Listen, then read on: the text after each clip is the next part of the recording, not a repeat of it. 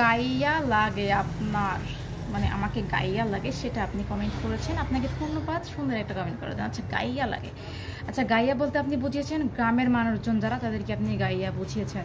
এখন আমি একটা কথা বলি, গ্রামের মানুষকে কেন আমরা হিংস্র চোখে দেখবো? আমি যদি আমার মায়ের কথা বলি, আমার মাও খুলনার কোনো একটা গ্রামে জন্মগ্রহণ করেছিল।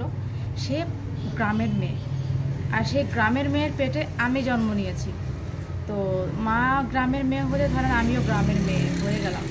হ্যাঁ, আমরা কয়জন শহরের বাসিন্দা, কজনে আমাদের কয়জনের শহরে ফ্ল্যাট, বড় বড় গাড়ি আছে।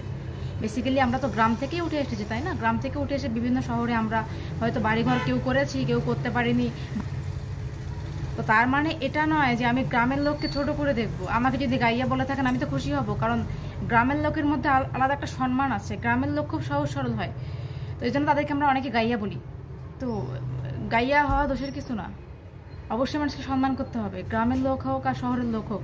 আপনি কি মনে করেন ওভার স্মার্ট হলেই তাকে মানে অনেক পাওয়ার দেওয়া যায়, মূল্য দেওয়া যায়? মানে ওভার স্মার্ট হলেই বেশি ইয়া? আর আমার মধ্যে কি স্মার্টনেস খুবই বেশি কম আছে সেটা আপনার মনে হয়? যদি থেকেও থাকে কম, সেটা ভালো, কারণ অতিরিক্ত স্মার্ট সাজার প্রয়োজন আমি মনে করি না। ঠিক আছে, আমাকে যদি গাইয়া মনে হয় এটাতে আমি রেসপেক্ট মনে করি নিজেকে, কারণ গ্রামের। ঠিক আছে, তো আপনার মেন্টালিটি বদলাবেন, সব কিছু ভালো লাগবে। অতিরিক্ত ওভার স্মার্ট করতে গিয়ে নিজেকে আবার অপমানিত করবেন না। Best of luck.